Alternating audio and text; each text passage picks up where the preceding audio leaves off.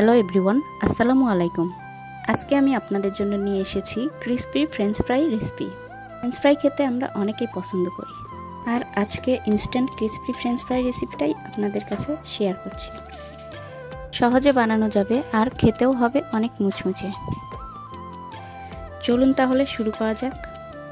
এর জন্য আমি এখানে নিয়েছি 2টা স্লাইস করা আলু, আর আলুগুলোকে কিভাবে কেটে নিয়েছি সেটা আপনারা দেখেই বুঝতে পারছেন।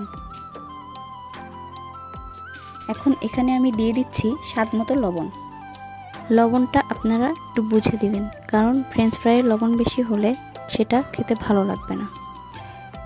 দিয়ে দিলাম হাফ চা চামচ গুঁড়ামরিচ। ঝালটা আপনারা আপনাদের স্বাদ অনুযায়ী দিয়ে দিবেন। হাফ চা চামচ জিরা গুঁড়া, হাফ চা চামচ গরম মশলার গুঁড়া,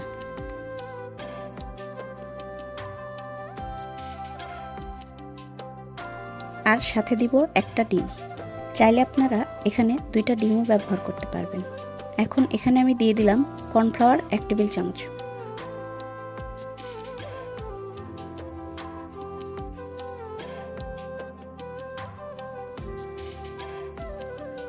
দিয়ে দিলাম 3 টেবিল চামচ পরিমাণ ময়দা।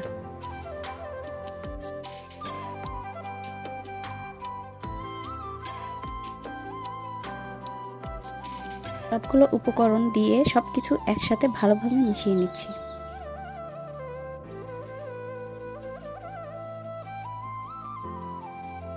উপকরণগুলো ভালোভাবে মিশাতে হবে। উপকরণগুলো এমনভাবে মেশাতে হবে যেন প্রত্যেকটা আলুর গায়ে ভালোভাবে লেগে যায়।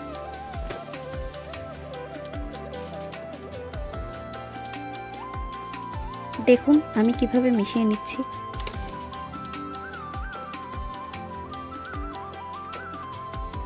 সবগুলো উপকরণ মিশানো হয়ে গেলে চুলায় একটা কড়াই বসিয়ে তাতে আমি তেল দিয়ে দিলাম পরিমাণ মতো। তেল গরম হয়ে এলে এর মধ্যে একটা একটা করে দিয়ে দিচ্ছি। এভাবে করেই সবগুলো আমি দিয়ে দিব। এভাবে দিলে একটার সাথে আরেকটা লেগে যাবে না। এগুলোকে মিডিয়াম আঁচে ভাজতে হবে। আর এগুলোকে আমি ততক্ষণ ভাজতে থাকবো যতক্ষণ না এগুলো ক্রিসপি হচ্ছে।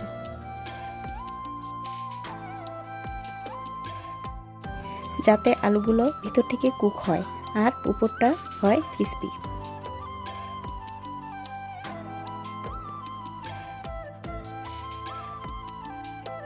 এগুলোকে অল্প আঁচে বেশ কিছুক্ষণ ভেজে নিচ্ছি।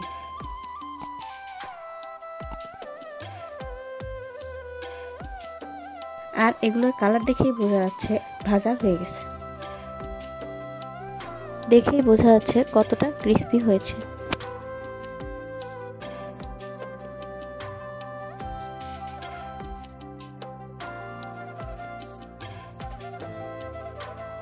এই পর্যায়ে তেল ঝরিয়ে উঠিয়ে নিচ্ছি। তারপর একটা প্লেটে নিয়ে পরিবেশন করছি। একটুখানি সসের সাথে এই ফ্রেঞ্চ ফ্রাইটা খেতে দারুণ লাগে।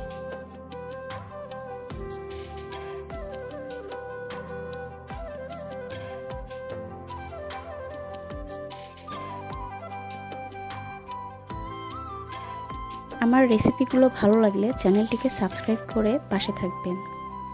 তাহলে এখানে বিদায় নিচ্ছি। আল্লাহ হাফেজ।